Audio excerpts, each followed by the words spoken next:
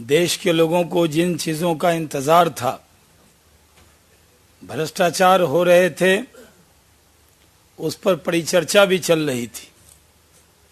देश के अंदर आम आदमी आंदोलित था। भारतीय जनता पार्टी भ्रष्टाचार के विषय को संसद से सड़क तक उठा रही थी, लेकिन अब ये सब मुद्दे अंजाम तक पहुंच रहे हैं।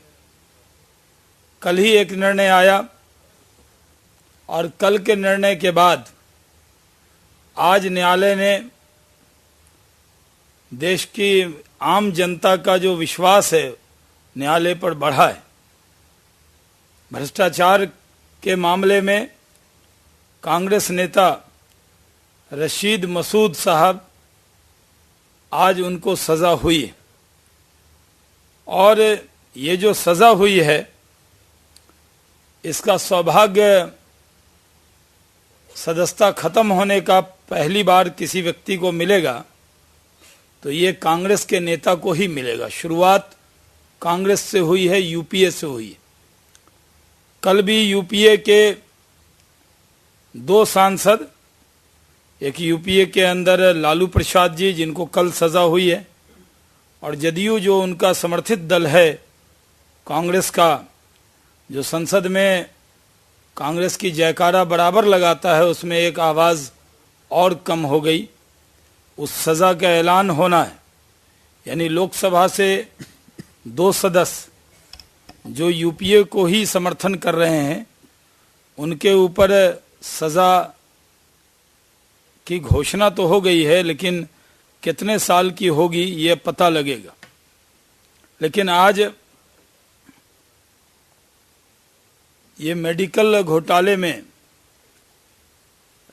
कांग्रेस के नेता रशीद मसूद साहब को ये सज़ा हुई है। अब क्योंकि अब ये तय होना है कि ये चुनाव आयोग इनकी सदस्यता समाप्त करेगा या चेयरमैन या जो पीठासीन अधिकारी हैं वो इस पर निर्णय करेंगे।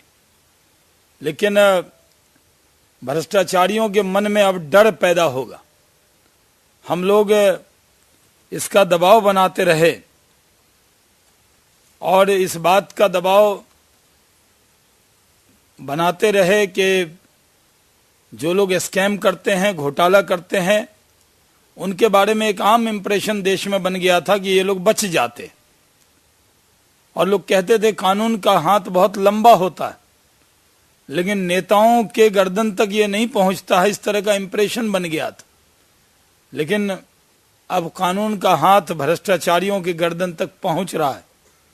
इसलिए इन कल के चारा घोटाले की सज़ा से और आज के इस मेडिकल घोटाले की सज़ा के बाद अब देश को इंतज़ार है कि कोयला घोटाले में किन किन लोगों को सज़ा होगी। देश को इंतज़ार है कि 2G स्पेक्ट्रम घोटाले में किन किन को सज़ा होगी। देश को इंतज़ार है कि CWG घोटाले में किन किन को सज़ा होगी।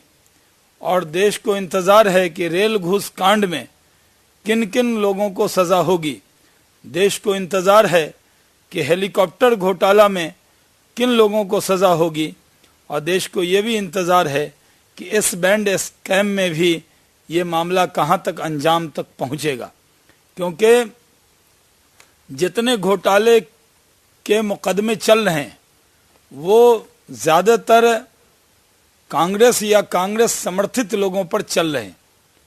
इसलिए आज के निर्णय का, जो न्यायालय का निर्णय आया है, भारतीय जनता पार्टी इसका स्वागत करती, और हम इंतज़ार भी कर रहे हैं कि जितने घोटाले करने वाले लोग हैं इन सब को जल्द से जल्द सज़ा हो और उन सब की सदस्यता भी जाए। जब अध्यादेश पर राहुल जी की बेचैनी आई थी, वो आज साबित हो गया कि वो बेचैन क्यों थे।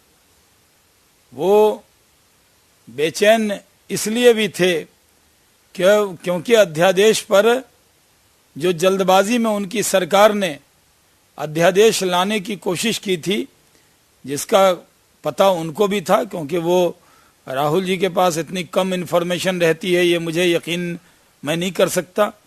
उनके जितने मनमोहन जी के मंत्री हैं वो राहुल जी को भी बराबर रिपोर्ट करते रहते।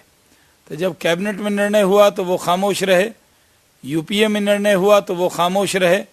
जब अध्यादेश निकाल दिया गया और अध्यादेश पर भारतीय जनता पार्टी ने कहा कि राष्ट्रपति जी हस्ताक्षर न करें, विपक्ष की नेता सुषमा स्वराज जी ने ट्वीट किया और बाद में भारतीय जनता पार्टी का पूरा डेलीगेशन, अडवाणी जी, राजनाथ जी, सुषमा जी, जेटली जी, सब लोग जाकर राष्ट्रपति जी से मिले। तो कांग्रेस के युवराज कांग्रेस के फेस सेविंग के लिए आगे आए थे, क्योंकि उनको शक था कि राष्ट्रपति महोदय इस अध्यादेश पर साइन शायद न करें, क्योंकि विपक्ष ने जाकर अपनी भूमिका निभाते हुए राष्ट्रपति जी से अनुरोध किया था। लेकिन जो अध्यादेश बनाया गया था उसका मकसद आज देश के सामने आ गया। यह अध्यादेश रशीद मसूद साहब को बचाने के लिए बनाया गया था, जो कांग्रेस के वरिष्ठ नेता है। यह अध्यादेश लालू जी और जनता दल यूनाइटेड के जो सांसद हैं जगदीश शर्मा, उनको बचाने के लिए बनाया गया था। यह अध्यादेश कोयला घोटाले, 2G स्पेक्ट्रम घोटाला, CWG घोटाला, रेल घूस कांड, हेलीकॉप्टर घोटाला, इन सब में ज्यादातर कांग्रेस के सांसद मंत्री शामिल हैं। और कहीं फैसला जल्द से जल्द आने लगे तो रोज एक विकेट कांग्रेस का गिरेगा, इसलिए जल्दबाजी में अध्यादेश बनाया गया था। और आज रशीद मसूद साहब की सजा के बाद ये बात सामने आ गई। ये राज नहीं रहा, ये राज फाश हो गया है कि अध्यादेश लाने का मकसद कांग्रेस और कांग्रेस समर्थित लोगों को बचाना था। लेकिन भारतीय जनता पार्टी ने उनकी उम्मीद पर पानी फेरा। जब कांग्रेस को ये अपेक्षा नहीं थी, वो तो जल्दबाजी में थे, पार्लियामेंट में भी अंतिम दिन संसद को चलाना चाहते थे। संसद के प्रति उनका दायित्व दिख नहीं रहा था। संसद के प्रति बहुत ज्यादा लगाव हो, संसद चलाने के पक्ष में हो कांग्रेस, ये ऐसा दिखाई नहीं दे रहा था। लेकिन जब कांग्रेस संसद चलाने के लिए जिद कर रही थी और कह रही थी कि संसद का वक्त बढ़ाया जाए, हम लोगों ने उसको भी अलाउ किया, वक्त को बढ़ाया भी। लेकिन उनका मकसद था कि भ्रष्टाचारी नेताओं को बचाने के लिए वो बिल जो कैबिनेट से पास किया था उसको संसद में पास करा दिया जाए। लेकिन वो संसद में पास नहीं करा पाए। भारतीय जनता पार्टी नहीं होती तो सारे जिनके हाथ और पैर भ्रष्टाचार में लिप्त हैं वो सब इकट्ठे होकर इस बिल को पास कराना चाहते थे।